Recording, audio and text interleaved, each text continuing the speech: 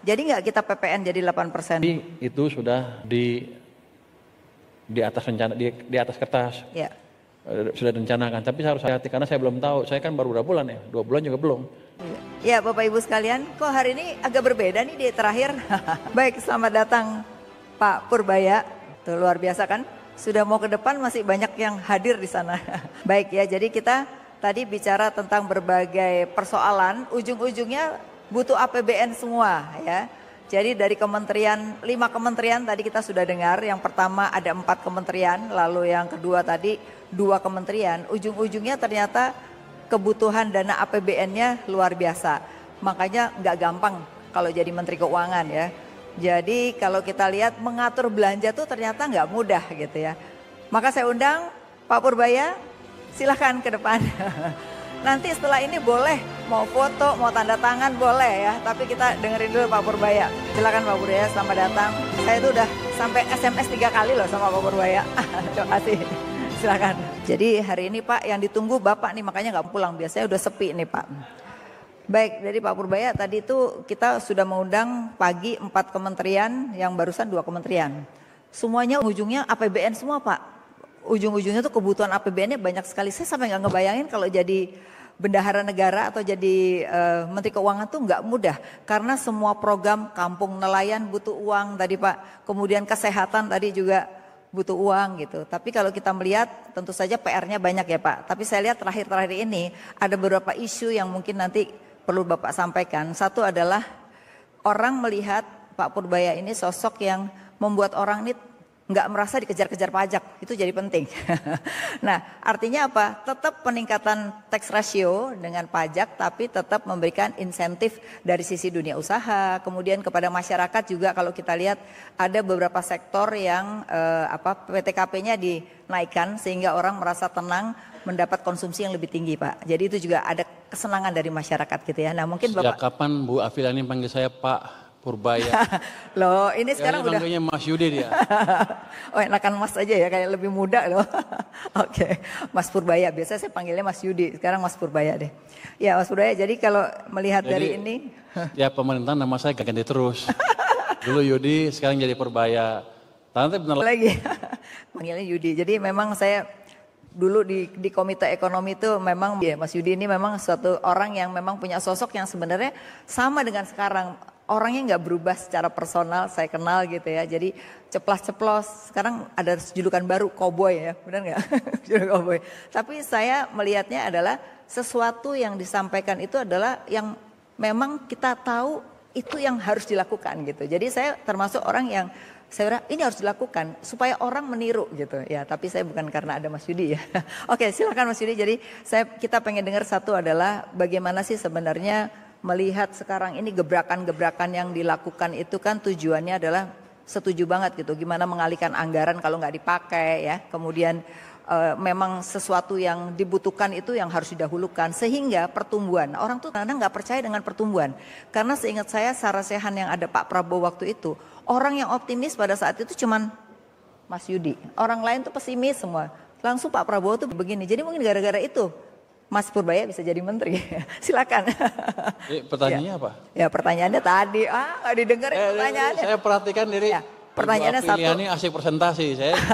Masih ingat yang di Ken. Jadi satu adalah tax ratio ini kan tentu saja tetap harus diperbaiki dong gitu. Nah tapi orang tuh merasa nyaman walaupun tax ratio tetap akan diperbaiki atau ditingkatkan ya. Yang kedua orang juga seneng nih, Cortex kemarin masalah sekarang akan diperbaiki. Jadi orang tuh masih merasa ada jangka waktu orang tuh memperbaiki dengan Cortex yang ada. 2 itu dulu deh Mas dijawab. Ya, nanti baru yang lain. Lanjut presentasinya Bu. Apa? Jadi begini, waktu saya diperintah dikasih tugas menjadi Menteri Keuangan, ekonomi kita sedang melambat cukup signifikan. Tanpa orang sadari sepertinya sejak setahun terakhir bahkan setahun setengah terakhir ya. Ekonomi diperlambat dengan kebijakan fiskal dan moneter yang tidak terlalu akurat. Saya suka kritik itu, kata orang nggak boleh kritik. Tapi biar aja. Kalau saya nggak tunjukin kesalahannya, saya nggak bisa betulin. Dari bulan sampai April tahun ini sebetulnya bagus. Udah ada recovery, perbaikan kebijakan. Tapi Mei, Juni, Juli, Agustus, ekonomi dicekik lagi dengan seperti menghilangnya uang dari sistem perekonomian. Jadi ekonomi kalau kita siklus bisnis naik turun kan gitu. Kalau lagi naik kebijakannya apa? Kita kan selalu counter cycle kan, diperlambat sedikit boleh. Tapi kalau lagi turun kita dorong ekonominya itu yang counter cyclical measure, kebijakan untuk melawan siklus bisnis sehingga kalau naik kencengan nggak kepanasan, kalau turun nggak terlalu dalam. Jadi ketika ekonomi jatuh seperti itu, kalau kita kenain pajak di mana-mana, semuanya kenain pajak, kawinan juga katanya mau dikenain pajak kan ya? Betul. Semuanya pokoknya. Ya bukan counter cyclical, itu pro cyclical. Lagi jatuh akan semakin jatuh lagi. Ya, setuju. Saya bisa kenakan pajak seperti itu, tapi nggak ada gunanya. Makin jatuh ekonominya, pendapatan pajak juga makin kecil kan. Yes. Saya naikin lagi pajak, makin turun lagi ke bawah. Akibatnya ya ekonomi akan terus turun ke bawah, mungkin ke resesi yang mungkin parah. Untungnya saya ekonom betulan Bu, saya nggak sebodoh itu kelihatannya. Agak pinter dikit lah. Jadi kita balik dengan kebijakan yang pro-cyclical tanpa mengeluarkan uang terlalu banyak. Artinya saya belum sampai ke titik untuk ekspansi fiskal. Ya. Yang saya kerjakan adalah mengoptimalkan semua uang yang ada di tangan saya semua. Saya lihat kan pemerintah punya uang banyak di bank sentral. Setiap tahun tuh sisanya banyak tuh, Febrio tuh kerjanya nggak betul tuh Feb. Udah keluar setiap tahun obligasi. tuh 400 sampai 500 triliun sisanya. Jadi saya pikir kita belanjakan itu cepat. Saya balikin 200 triliun ke sistem perekonomian kan. Orang bilang, itu langkah yang luar biasa. Padahal itu langkah yang paling gampang, nggak mikir. Cuman saya pindahin uang saya dari BI, perbankan, udah. Sebetulnya untuk bank juga nggak ada syarat macam-macam. Pokoknya lu belanjain aja. Yeah. Tapi kalau kata Febri mesti ada syarat ya. Udah saya syarat lah biar kelihatan saya pejabat. Dikasih ini, kasih. Padahal itu nggak ada syarat. Yeah. Mereka bisa belanjakan suka-suka mereka sebetulnya. Yeah. Ada yang conditionality itu saya taruh karena emang prosedurnya seperti itu kan ya, nggak apa-apa selama masih bisa jalan semuanya. Ya. Tapi bunga turun kok Pak, pada seneng bunga turun. Ya itu kan orang tadinya nggak percaya kalau dipindahin ke sistem gimana, pasti bunga turun karena ada oversupply, apa tambahan uang di perekonomian. Orang nanya lagi, itu canggih banget cara berpikirnya. Enggak juga, itu hukum ekonomi yang paling sederhana, supply demand. Ya. Saya tambah supply-nya, harganya turun, harga uang adalah bunga, jadi bunga turun. Kalau bunga turun semuanya biasanya bergerak ya, kita balik dari sederhana semuanya biasanya gerak ya. Jadi itu yang saya kerjakan ya, tanpa macam saya lakukan kebijakan countercyclical mendorong ekonomi dan sekarang lumayan bagus kelihatannya. Iya. Kalau saya lihat bunga turun dan optimisme masyarakat udah balik, gerakan ekonomi kredit mulai tumbuh sedikit. Iya. Belum secepat yang saya harapkan, tapi udah jelas pembalikan arah ekonomi sudah terlihat. Sudah kelihatan. Dan kalau saya lihat yang paling penting untuk saya sebagai pemerintah adalah bagaimana penilaian masyarakat ke pemerintah. Membaik apa enggak. Saya punya indeks dulu di Ganareksa, sekarang masih di Alpes. Nanti kalau itu saya pindahin ke keuangan kali ya. Pokoknya survei ikut saya. Itu namanya indeks kepercayaan masyarakat ke pemerintah. Yeah. Pada waktu bulan Juli, Agustus, September turun ke level yang rendah sekali, ke level yang membahayakan. Jadi demo-demo itu menandakan bahwa masyarakat nggak puas ke pemerintah karena ekonominya memburuk. Yeah. Ada kekhawatiran mereka belanja ya, kalau lihat dari LPS datanya. Bukan khawatir, memang susah hidupnya. Jadi itu yang real, kesulitan ekonomi yang real. Yeah. Karena memang ekonomi direm, laju pertumbuhan uang itu ketika itu 0%. Oh ada. Coba lihat sini gambarnya. Sebelah sini. Mana? Datanya. Nah, boleh juga saya betangin dikit ya. Nah itu yang kanan tuh. Nah, itu yang oranye sebelah kanan tuh indeks kepercayaan konsumen terhadap pemerintah. Itu kan itu dari bulan Juli, Agustus, September sampai September turun dari 117 ke 101. 101 ya. Bahaya itu. Kalau nggak kita balik itu turun. Kalau Anda balik dibandingkan level-level sebelumnya, tahun sebelumnya itu udah hanya sedikit lebih tinggi dibanding level pada waktu Covid. Padahal kita nggak ada bencana. Jadi emang masyarakat susah dan kalau nggak kita balik, saya yakin di bulan berikutnya demo akan makin luas sampai kita tidak bisa mengendalikan keadaan. Jadi kita balik dengan counter cyclical policy yang irit. Jadi saya belum ekspansi kebetulan. Saya cuma perbaiki manajemen keuangan saya perbaikin, manajemen cash flow saya perbaiki, kepercayaan. pemerintah yang bagian pemerintah yang belanjanya masih lambat, saya himbau lah, bukan saya cawe ya. Kamu perlu apa? Ya saya bantu biar cepat, gitu. Biar belanja lebih cepat. Tapi sebagian orang bilang itu cawe, tapi saya nggak cawe. Saya nggak ikut campur kebijakan mereka. Yang penting belanjanya diserap tepat waktu, tepat sasaran. Iya. Dan yang Pemda juga kan sama kan. Mereka datang ke saya tuh suatu saat, berapa 18 gubernur protes, uang saya kurang ini tahun depan gimana? Terus saya lihat uangnya, ternyata uang dia kemarin ada 230-an nganggur. Kenapa itu nggak dipakai dulu biar ekonominya muter? Jadi tujuannya supaya ekonomi triwulan keempat ini bergerak, tumbuh di atas 5,5%. Iya, kan waktu terjadi efisiensi memang kalau kita lihat pertumbuhan terganggu kan. Kita lihat waktu itu di bawah 5 ya, sebelum sebelum Mas Yudi masuk gitu.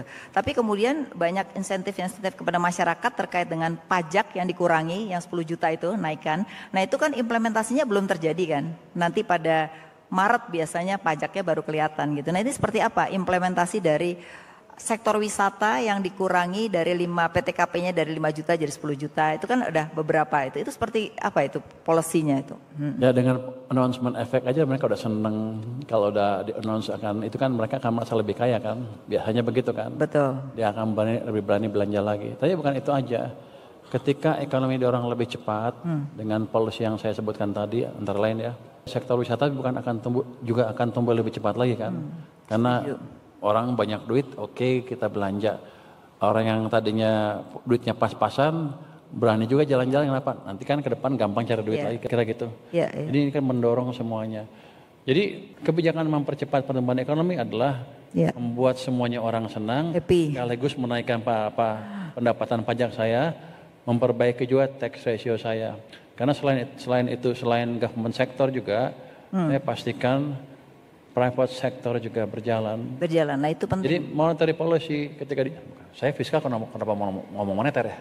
Boleh Pak Febrio? Ini Pak izin. Boleh dong. Saya ngomong sedikit. Ketika kebijakan fiskal berdampak ke moneter, bertambahnya uang di sistem, yang paling bergerak duluan adalah sektor real, swasta, bukan pemerintah. Jadi itu akan menggerakkan sektor real dengan lebih cepat lagi. Kalau kita bandingkan, Anda pasti nanya tax ratio gimana? Pada waktu zamannya Pak SBY, tax ratio itu sekitar 11. Betul, 11%. Zaman Jokowi turun 10,5, antara 10 sampai 10,5 sampai 1%. Kenapa? Yang zamannya Pak SBY itu private sector yang jalan, zamannya Pak Jokowi BUMN dan government sector lah kira-kira. Betul. Kalau sekarang saya hidupkan lagi private sector, kan kira-kira tax ratio saya akan naik 0,5 sampai 1%. Dari sekarang 10 ya? Sekarang masih 10 kan? 10 sampai 11 sudah hampir di tangan. Itu income tambahan ke saya itu 120 sampai 240 triliun tanpa ngapa-ngapain. Jadi saya aktifkan sana untuk menaikkan pendapatan pajak saya. Oke, nah kalau tadi melihat private sector kan akan menjadi satu hal yang diharapkan kan. Tapi kalau melihat dari kondisi saat ini gitu, apa masih yakin dengan private sector nih? Karena private sector nih sama-sama menunggu nih. Gimana cara memberikan keyakinan private sector ini bisa melonjak? Gimana Pak? Kebijakan fiskal dan moneter sedikit. Boleh lah itu. Ada delaynya di perekonomian tuh, nggak langsung hidup. Biasanya kalau di Amerika katanya 14 bulan. Kalau di sini tuh 4 bulan udah kelihatan tuh, itu moneter bergerak. 4 bulan nanti private sektornya udah mulai tumbuh lebih cepat. Kreditnya mungkin sebulan 2 bulan udah tumbuh lebih cepat juga. Jadi ada delay dari kebijakan yang saya lakukan. Tapi saya yakin itu pasti akan terjadi karena stimulusnya tidak saya hilangkan di bulan-bulan ke depan. Bahkan kalau yang 200 tadi kurang, saya akan tambah lagi. Saya orang kaya, Bu. Serius banget Bu Afi ini. Serius tuh dengerin Menteri Keuangan ngomong. Oke. Nah, ada satu hal lagi yang kemarin juga lagi rame kan, para gubernur datang nih ya terkait dengan transfer ke daerah kan. Nah, jadi memang banyak bukan komplain sih, diskusi lah di sana sini. Ini otonomi daerah tapi transfer ke daerah kenapa dikurangi? Padahal pada saat itu kan efisiensi kan ya.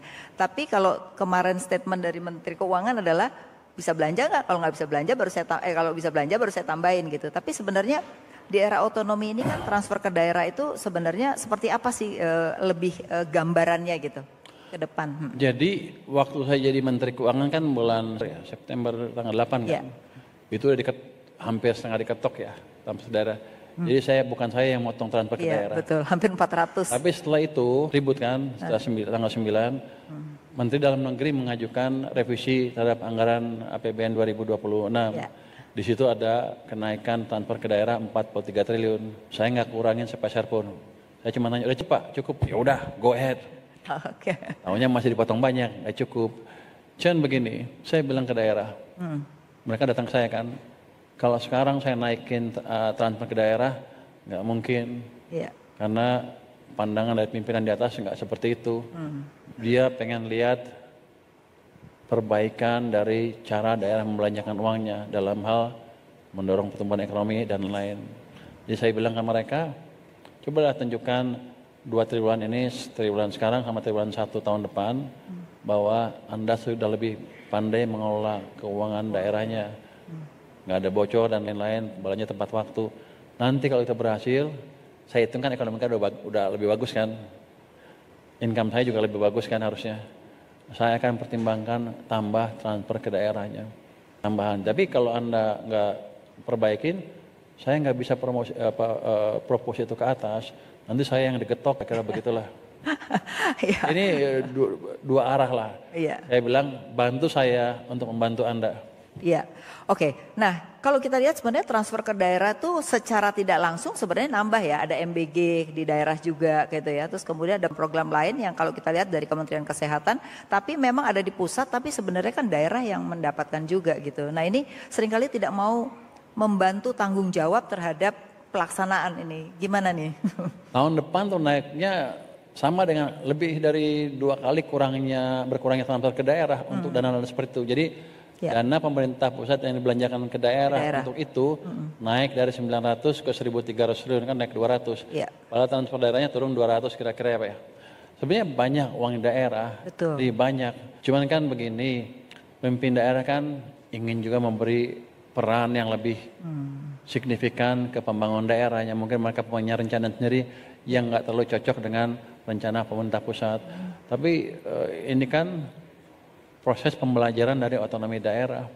Otonomi daerah kan didesain untuk memaksimalkan uang di daerah, karena mereka dianggap lebih tahu apa kebutuhan daerahnya. Kebutuhan daerah ya. Tapi ketika banyak yang macet, banyak yang nggak dibelanjakan, timbullah pertanyaan apa benar mereka tahu.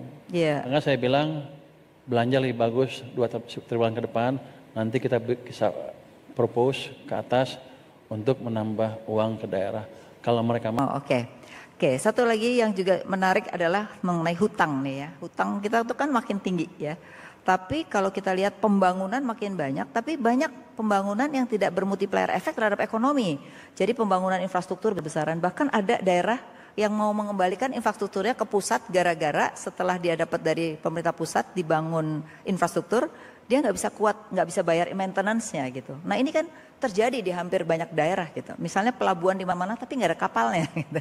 Nah ini kan buang udah utangnya banyak, nggak ada multiplier. Ini ke depan punya pandangan nggak? Karena ini menurut saya beban makin banyak tapi efeknya nggak ada. Anda bercerita zaman sekarang apa zamannya presiden sebelumnya? Enggak kan, bukan zaman sebelumnya, tapi kan supaya jangan kejadian ke depan, ya kan? Gimana caranya tuh? Karena beban utang kan tahun ini dan tahun lalu kan cukup besar untuk dibayar ya. Nah itu seperti apa juga sekalian? Waktu zaman sebelumnya kan pembangunan kan bukan di daerah loh, banyak di pusat kan oleh PU sebagai mesin pertumbuhan untuk infrastruktur kan utamanya itu. Mungkin itu yang terjadi, ada sebagian yang nggak pas. Kalau daerah yang membuat selama dikontrol dengan baik harusnya nggak apa-apa. Jadi yang penting adalah nanti mereka buat apa, kita kontrol dari pusat seperti apa. Itu seperti kemarin ada pemerintah Kaltara bilang kami nggak punya jembatan sehingga banyak penduduknya ke Malaysia dibanding ke Kalimantan Indonesianya. Ya udah kita bangun jembatan 150 triliun ya 150 triliun. Tapi yang bangun pusat. Jadi dia nggak ada beban tambahan di sana. Tapi nanti ke depan kan kayak tadi dia ngusulin kita bangun, dia ngusulin. Tapi pelan-pelan kan harusnya daerah membangun ekspertis sendiri dalam hal itu. Tapi saya pikir sih kita nggak perlu balik ke sentralisasi lagi, Setuju. tapi perbaiki jalannya desentralisasi yang ada. Dan untuk itu daerah harus lebih cerdas lagi membelanjakan uang anggarannya. Ya, oke. Nah, soal utang gimana nih? Kalau kita lihat utang 2 tahun ini cukup besar, apakah memang kita mau restro atau kita apa yang akan kita lakukan untuk bayar utang nih? Ini kan tiba-tiba jadi menteri langsung bayar utangnya gede banget gitu. Gimana? Kenapa Anda khawatir tentang utang? Ya, maksudnya bayar utang kan uangnya nggak cukup. Kata siapa? Kalau Anda belajar fiskal kan tahu rasio ukuran satu negara bisa bayar utang seperti apa. Si aman. Bayar mau atau mampu. Jadi rating agency melihat kita 2, itu sebetulnya mau atau mampu. Dia akan memakai berbagai macam indikator macam, tapi sebenarnya hanya 2 itu. Satu apa tax deficit to GDP ratio ya untuk untuk tahunannya, sama debt to GDP ratio. Ya, masih aman itu. Kita lihat yang paling strict katanya di mana? Maastricht Treaty kan. Berapa defisit to GDP-nya? 3%. Debt to GDP ratio-nya yang dianggap aman 60%. Ya. Kita berapa? Defisitnya di bawah 3%. Ya. Tax ratio-nya di bawah 40%. Jadi dengan standar internasional yang paling ketat pun kita masih prudent. Lihat negara Eropa, semua mendekati 100% sekarang. Amerika ada 100% debt to GDP ratio-nya. Jepang 275%. Singapura di atas 200% ya, hampir gede banget. Besar, betul. Jadi dari ukuran itu harusnya saya aman. Jadi Ibu nggak usah terlalu panik. Saya nggak panik, cuman kan ini mewakili masyarakat yang kepanikan gitu. Artinya kita ajarin masyarakat bahwa kita aman dan saya nggak akan tembus 3% deficit to GDP ratio anytime soon. Nggak akan rubah itu. Itu saya akan jaga terus tahun ini, tahun depan. Ya. Nanti kalau tumbuh kita udah 7%, misalnya 7%, kita pertimbangkan perlu kita kurangin pajak atau perlu nggak kita kurangin debt-nya atau perlu nggak kita tambahin debt-nya untuk nembus 8%. Yeah. Tapi kan hitungannya clear di atas kertas. Yes. Kalau saya sudah 7%, saya naikin sedikit, orang juga happy. Tapi kelihatannya pertumbuhan bakal tinggi sih. Kenapa? Gara mau dipotong anggaran, semua belanja nih lagi rame sekarang. Kalau dilihat semua kementerian langsung belanja. Belanjalah banyaknya, tapi ingat kantong sendiri, jangan ngutang. Artinya gini. Oke, Mas. Perlu untuk mendorong pertumbuhan ekonomi. Oke, baik. Di sini udah banyak yang pengen nanya, tadi udah banyak titipan gitu. Tapi nggak apa ya, kita dengerin yang tanya, boleh. Oke. Mungkin saya silakan dulu, di sini udah ada catatan saya yang mau nanya. Bentar, ini catatan yang sudah mana nih catatannya kok hilang. Oke. Yang pertama saya persilakan di sini dari pendiri Indef nih mau nanya, Prof Didin. Silakan Prof Didin Damanhuri. Dari siapa?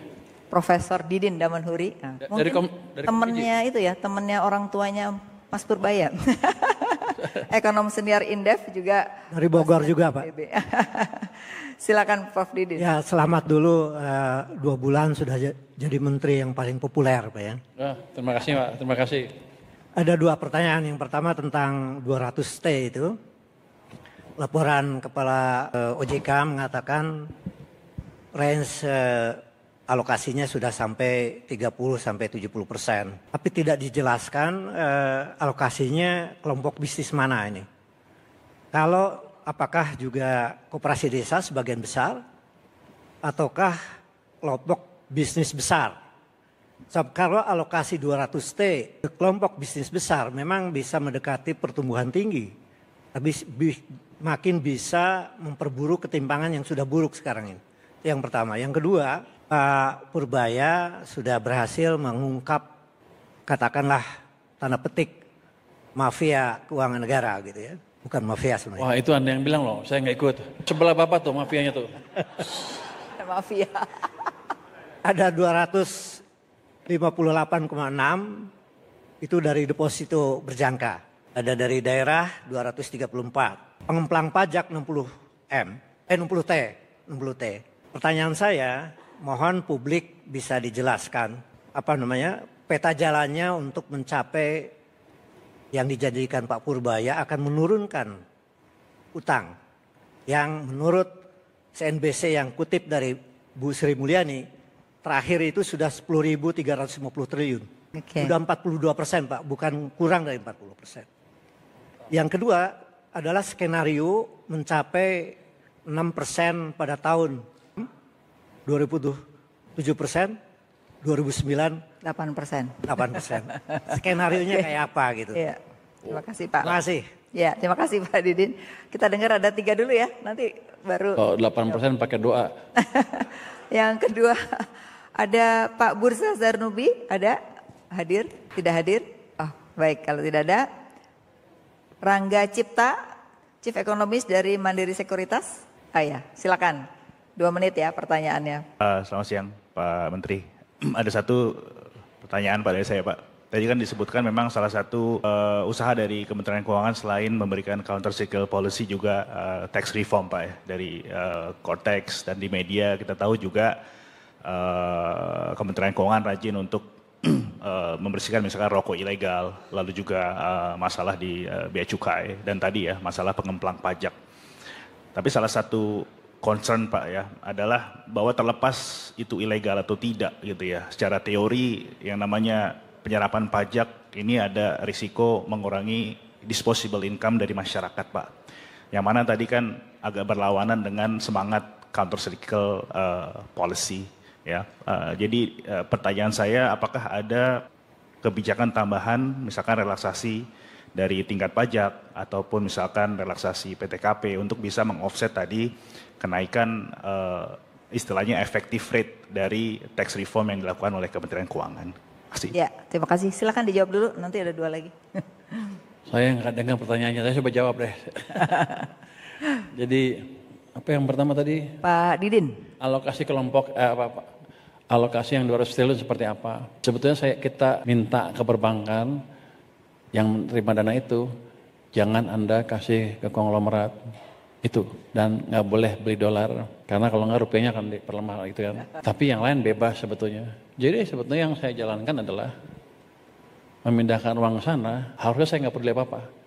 Saya memakai expertise dari sistem perbankan untuk menyalurkan dana itu ke perekonomian tanpa intervensi saya sebetulnya. Maunya begitu. Walaupun ada ngomong sedikit tapi sebetulnya itu yang saya pakai. Ini harusnya kalau normal sistem perbankannya bagus, dia akan nyebar ke sistem perbankan pertama, kemudian ke kredit dan lain-lain. Itu akan menggerakkan perekonomian. Jadi teori yang saya pakai itu, sebetulnya saya nggak intervensi terlalu besar terhadap penggunaan dana itu. Seperti ada dana segar ke perbankan, jeder, dia nggak bisa naruh di bank sentral lagi, saya pesan ke bank sentral jangan diserap ya dana itu. Jadi uangnya kan sekarang di brankas mereka banyak. Kalau mereka taruh di brankas terus rugi. Dia bayar sama saya hampir 4%. Dia terpaksa menyalurkan uang itu mungkin pertama di interbank, di tempat lain, di kredit, akhirnya pasti kredit. Kredit pasti cari yang bagus. Ada proyek-proyek bagus, banknya terbatas, berebut, banknya ada banyak kan, berebut ke proyek yang terbatas itu. Bunga akan turun. Jadi saya ciptakan suruh mereka untuk berkompetisi di perekonomian supaya bunga pinjaman turun. Dan sekarang udah turun cukup ya. Bunga deposito juga turun sehingga orang yang punya uang banyak kayak Mbak Afi nih, nggak sayang lagi naruh uangnya di bank, gue belanjanya sekarang, tahu bunganya lebih kecil. Itu salah satu impact dari turunnya opportunity cost of money. Dan kita lihat tadi Bu Afi dia udah suka belanja lagi, apa yang baru sepatunya baru kali sekarang, baru beli kemarin. Karena sekarang bunganya lebih sedikit kalau taruh di bank sentral. Jadi itu utamanya. Jadi kita nggak intervensi mafia keuangan negara. Saya nggak terlalu ngerti itu Pak. Yang penting untuk saya adalah sekarang kalau Pemda, pemerintah pusat, kementerian punya anggaran, belanjakan sesuai dengan anggaran ya. Nanti kalau penyelewengan biar aja BPK yang periksa. Itu kan bukan saya. Tugas saya adalah mereka ngabisin uang saya. Kalau enggak saya bayar bunga, uang yang nggak dipakai saya rugi besar. Kalau 400 triliun aja saya bayar bunganya kan 4 kali 6, 24 triliun. Cash yang saya harus bayar untuk uang yang kayak nggak saya pakai. Saya suka bercanda. Kalau 24 triliun saya beliin kerupuk dapat banyak tuh. Terus 6%, 7%, 8% agak susah ya. Itu berdoa pakai ini effort. Cuma untuk 6% kelihatannya nggak terlalu susah. Karena kita pernah tumbuh 6% di zaman siapa? Di zaman Pak SBY, on average 6%. Pada waktu itu yang tumbuh, yang mendorong pertumbuhan adalah private sector. Karena monetary policy cukup longgar. Sekarang zamannya Pak Jokowi tumbuh 5%, yang gerak utamanya pemerintah. Sedangkan private sektornya cenderung berhenti. Anda lihat laju pertumbuhan kreditnya, zaman SBY itu 22%, zaman Pak Jokowi cuma 7%, karena pertumbuhan orangnya di sana 17%, di sini zaman Pak Jokowi tumbuhnya 7% on average, ada titik-titik di mana tumbuhnya 0. Kalau saya hidupkan mesin swastanya tahun ini ke depan, 6% kira-kira dapat. Bisa. Yang pemerintah saya hidupkan juga mesin tambahan, jadi nggak susah amat. Belum lagi nanti kebijakan yang lain yang ini ceteris paribus loh. Dengan kondisi seperti ini, dengan sistem yang seperti ini, dengan pejabat yang seperti sekarang, yang seperti belum berubah lah behaviornya dibanding dulu. Kalau saya perbaiki iklim investasi gimana? Akan lebih cepat lagi. Kita udah bentuk, Menko Perekonomian membentuk Satgas Percepatan Program Pembangunan ya, program unggulan. Di situ ada Satgas Pokja di bottlenecking, Pokja 2 ya itu namanya. Nanti itu akan menerima pengaduan dari seluruh pelaku bisnis di Indonesia yang punya masalah, dan kita akan gelar perkara setiap minggu. Kita pecahkan masalah di situ. Jadi saya harapkan nanti iklim investasi akan membaik dengan langsung memperbaiki kendala di bisnis yang real. Kalau Anda lihat di kertas kan semua udah bagus. Anda tanya Febrio aja tuh. Wah, kita udah bagus, peraturan ini udah ada, udah lancar lah pokoknya di atas kertas. One window one stop policy, apalagi semuanya gitu. Pokoknya bagus lah. Tapi kan di lapangannya nggak begitu. Jadi saya balik, saya tarik dari lapangan ke tempat saya beresin. Nanti kalau ada peraturan yang mengganggu kita rubah. Itu akan bisa terjadi, kenapa? Karena semua kementerian terlibat di sana. Dan lebih penting lagi, saya kan Menteri Keuangan. Kalau ada peraturan yang disuruh rubah, menterinya nggak bukan menteri yang nurut. Ada pejabat di kementerian itu yang mengganggu, ya saya potong anggarannya. Kan pasti jalan. Jadi ini bukan untuk saya atau bukan untuk yang lain, ini untuk ekonomi Indonesia. Saya udah bilang ke Pak Presiden waktu itu, Pak, boleh nggak saya bikin tim di bottlenecking? Apa kerjanya? Begini Pak, gini yang saya ceritakan tadi. Ya udah jalankan katanya. Sampai sekarang disetujui, jadi sebelum nggak disetujui saya jalankan terus aja. Tapi bukan saya, itu dengan menteri-menteri Menko Perekonomian dan menteri-menteri yang lain. Jadi saya nggak jalan sendiri. Takut juga dimarahin orang. Saya kira gitu. Tahun depan 2027 dengan perbaikan, ya saya dorong sedikit, saya bisa ngundang investor kan. 7% udah agak kelihatan. Kalau itu membaik, tahun depannya lagi kayaknya udah kekeker lah, 8% lah bisa lah. Tapi tentunya semua mesin ekonomi mesti bergerak, moneter, fiskal, private sector, investasi, domestik dan foreign. Itu yang membuat nanti kita akan tumbuh lebih cepat lagi. Masih banyak jurus yang lain, ini baru sedikit dulu. Nanti kalau mau tahu, Bapak bayar dulu sama saya kasih tahu. Oke, 2 lagi boleh ya? 2 lagi. Yang cortex ya? Belum dijawab. Belum jawab yang cortex, silakan. Jawab dulu, ada 2 lagi yang mau nanya. Cortex. Tadi pertanyaannya mengenai implementasi saya terlalu cortex. jelas pertanyaan sebetulnya. Yang jelas, cortex itu waktu saya datang ke sini, ke Kementerian Keuangan, kan ada masalah. Saya investigasi apa sih masalahnya. Saya bawa programmer saya yang jago. Saya orang IT sedikit lah. Dulu pernah kuliah di Elektro, ITB. Sekolah bagus ya. Udah yang ITB nggak ada. Jadi saya ngerti sedikit, saya ngerti sistemnya. Jadi saya panggil ahli saya sudah periksa kelemahan jadi mana. Kira-kira udah kelihatan semua kelemahannya, cuman layer 1, layer 2 udah selesai.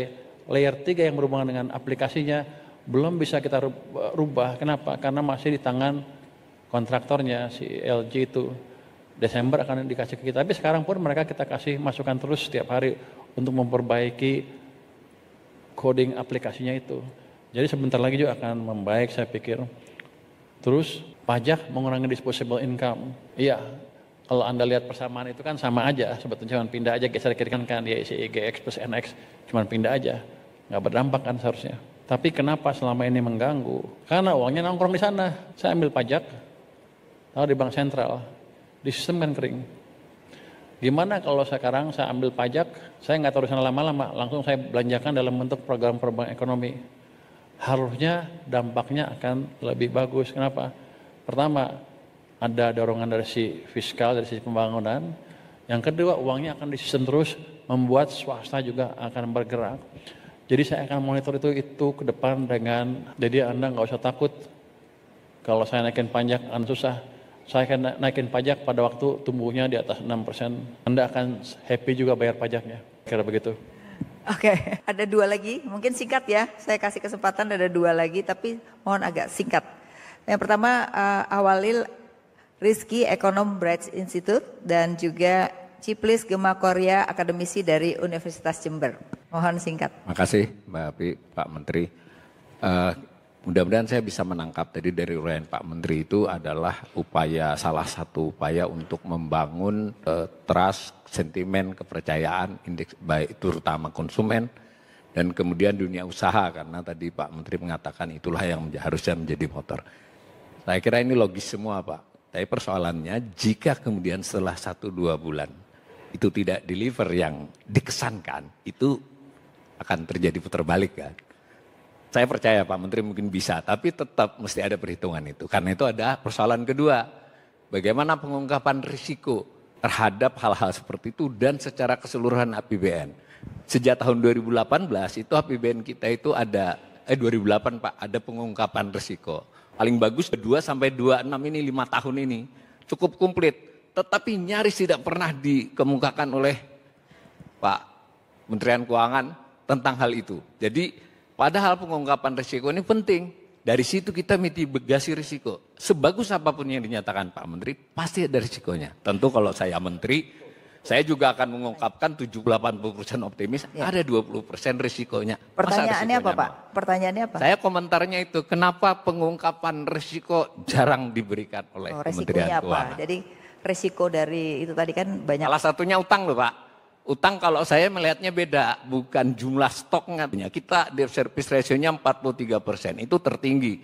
Interest payment kita 19,5%, itu di atas best practices internasional. Itu contoh aja, bukan berarti benar atau salah. Jadi sering diungkap hanya yang bagusnya, tapi resiko apa yang paling buruk bisa terjadi gitu. Silakan. Satu lagi sebentar.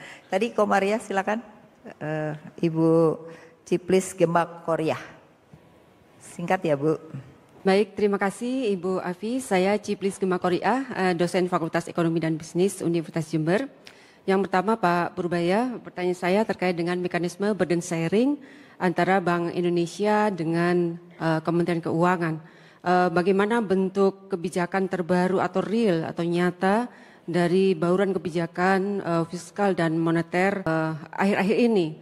Yang pertama adalah terkait dengan dana 200 triliun ke Himpara Pak. Kemudian yang kedua adalah salah satu fasilitas dari Bank Indonesia adalah kebijakan likuiditas makroprudensial di mana terjadi penurunan fasilitas dari GWM, giro wajib minimum, dari 9% ke 4%. Artinya berarti itu akan menambah likuiditas di pasar Pak. Sehingga bagaimana Bapak mengkomunikasikan kebijakan ini supaya pertumbuhan ekonomi terus tumbuh, kemudian inflasi dijaga dan sedangkan exchange rate atau nilai tukar kita tetap terjaga Pak. Itu yang pertama. Kemudian yang kedua adalah bagaimana pemerintahan saat ini yang Bapak pimpin itu dapat sebisanya mengintegrasikan prinsip ESG Pak, environment, social dan government. Baik dari sisi perencanaan, pengawasan dan pelaksanaan. Terima kasih Bu Afi. Terima kasih Bu. Silakan Pak, jadi mengungkap resikonya karena orang tuh selalu khawatir dengan hutang walaupun rasio-rasionya masih kita aman. Gimana Mas Purbaya? Wah terus terang saya agak bingung karena pertanyaannya nggak kedengeran. Suaranya pelan. Saya coba tebak sedikit. Jadi membangun trust ya itu penting. Kalau Anda pernah baca buku Macroeconomic of Self-Fulfilling Prophecy, memang ada seperti itu.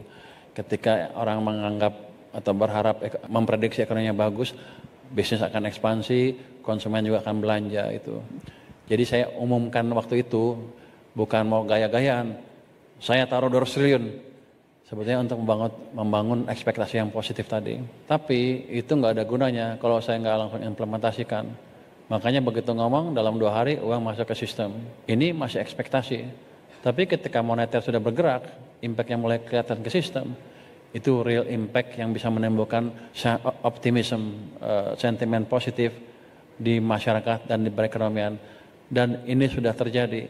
Kalau enggak tadi yang kurva tadi enggak akan naik ke atas. Itu kira. Jadi menciptakan optimism kalau ngomong doang juga enggak ada gunanya. Sebentar ada runtuh. Kalau saya kan enggak ngomong. Ada langkah lanjutan nanti yang sebagian belum dibuka. Kecuali Anda bayar sama saya. Coba Anda lihat IHSG, kan waktu itu dibilang akan hancur. Orang pasar tuh pinter, mereka akan menganalisa perkataan saya seperti apa, kebijakan saya seperti apa, mereka akan implement dalam bentuk posisinya di portofolio. Memang di sini ada saham gorengan ada kan, Gorengan banyak. tapi yang fundamental kan banyak, makanya indeks bisa naik ke atas. Kalau ditanya gimana indeks, to the moon saya bilang. Itu menciptakan optimisme juga. Akhir tahun ini berapa? 9.000. 10 tahun lagi ke depan berapa? 32.000. Orang bilang saya bohong ngomong sembarangan. Tapi itu berdasarkan dari pengalaman 30 tahun telah, 25 tahun terakhir. Dimulai awal siklus bisnis sampai di belakang, di akhir siklus bisnis, tumbuhnya itu sekitar 4-5 kali. Terjadi seperti itu terus. Jadi saya pikir behavioral system nggak berubah, kira-kira segitulah. Jadi saya tebak manggis, bukan bertapa, bukan. Itu hitungan ekonomi yang ada persamaan matematiknya. Jadi kalau orang di luar nanti suatu saat, jadi yang ingin saya ajarkan adalah seperti ini, yang saya ingin ajarkan publik bahwa ilmu ekonomi adalah ilmu yang menarik. Kalau Anda pelajari dengan baik, Anda bisa mencapai level yang tadi, yang tinggi sekali, yang seolah-olah mendekati dukun. Itu kira-kira. Terus resiko. Jadi saya kan di riset lama sekali. Saya pelajarin itu terus. Selalu mathematical based, statistical based dengan data yang clear. Terus tentang resiko. Ya, utang kita besar. Tapi siapa yang nggak punya utang negara lain sekarang? Besar juga kan? Kita akan coba terus melihat, mengacu kepada target acuan yang ketat dari ilmu fiskal yang ada di dunia. Dan sekarang kita termasuk yang paling disiplin, paling prudent. Dari situ pasti ada resiko yang lain. Tapi kan gini, kalau saya berhenti utang, terus ekonominya turun terus karena nggak bisa ngebangun dan berantakan, dan ekonominya marat-marit kayak 1998, murah mana? Saya terbitkan utang dalam jumlah yang terukur dan ciptakan pertumbuhan ekonomi sambil menghidupkan sektor swasta saya. Bukan saya, sektor swasta kita bersama. Katanya, lu kalau bilang saya terus emang punya lu. Itu supaya orang melihat bahwa saya itu nganggap sebagai punya saya. Kalau saya itu saya rugi. Jadi saya berkepentingan untuk tumbuh semua. Murah mana? Kita 98 lagi atau maintain utang di level yang controllable tapi ekonominya tumbuh. Jadi itu masalah pilihan. Ini kan kita udah bukan hidup di surga lagi. Kalau kata saya baca satu di buku, masalah kita sekarang ada constraint-nya, semua supply terbatas. Kalau hidup di surga, saya nggak akan peduli yang lain-lain kan, kadang nggak ada constraint. Jadi kita akan selalu menghadapi pilihan seperti itu, cuman terpintar kita menghitung dan mengoptimalkan manfaatnya dan meminimalkan risikonya. Jadi risiko seumur hidup kita akan selalu ada. Jadi Anda nggak usah takut, yang penting kita belajar dan berdoa juga. Terus yang kedua burden sharing ya. Yang saya tangkap hanya burden sharing sama prudensial ya.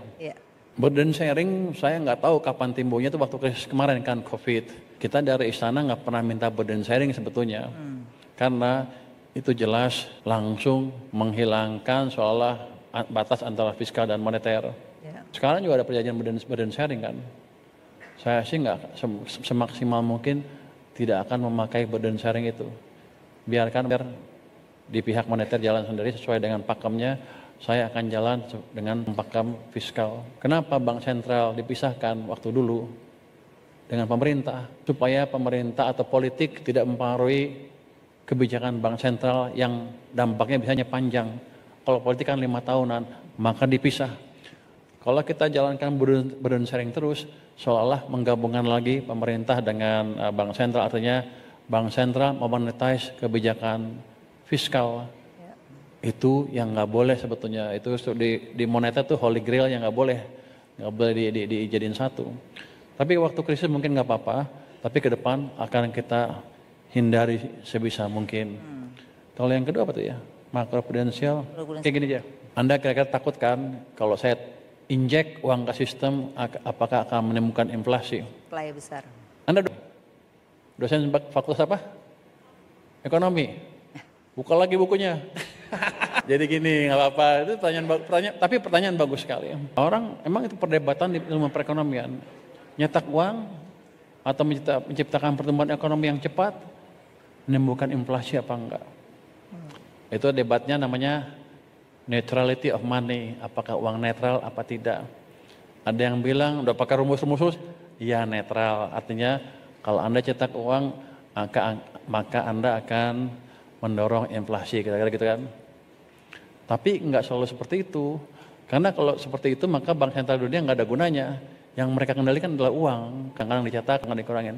Untuk menciptakan pertumbuhan. Ada teori yang lebih bagus, yang lebih advance untuk menjelaskan apa yang terjadi di perekonomian. Mereka bilang gini, demand full inflation tidak akan terjadi ketika laju pertumbuhan ekonomi Anda berada di bawah laju pertumbuhan ekonomi potensialnya.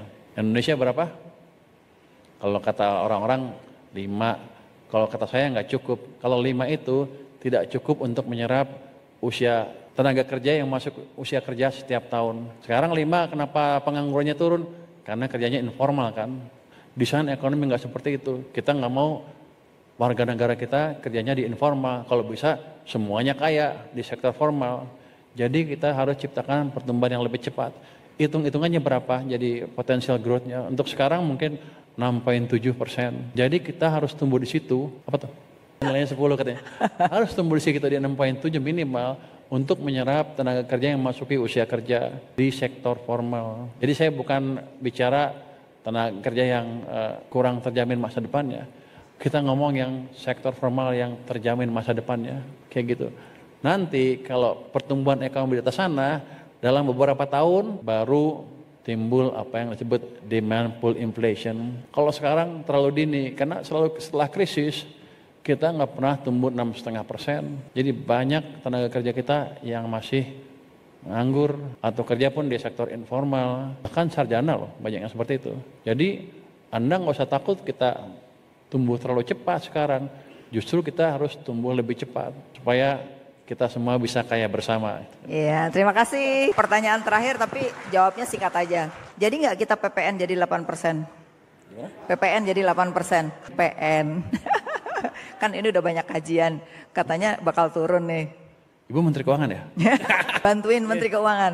Jadi gini, kan kemarin diusulkan naik 12%, akhirnya cuma naiknya ke 11%. Orang usulin lagi, jangan ke 11 loh, coba turunin ke 9 apa 8%. Waktu di luar juga saya enaknya ngomong ke turunin aja ke 8%. Tapi begitu jadi Menteri Keuangan, setiap 1% turun, saya kehilangan pendapatan 70 triliun. Wah, rugi juga nih.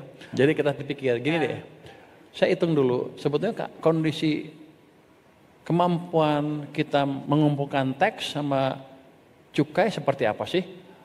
Kalau sistemnya diperbaiki. Saya akan perbaiki sekarang sampai 2 triwulan ke depan ya. Mungkin akhir triwulan pertama tahun depan saya sudah lihat. Dari situ saya bisa ukur sebetulnya potensi saya berapa sih yang real.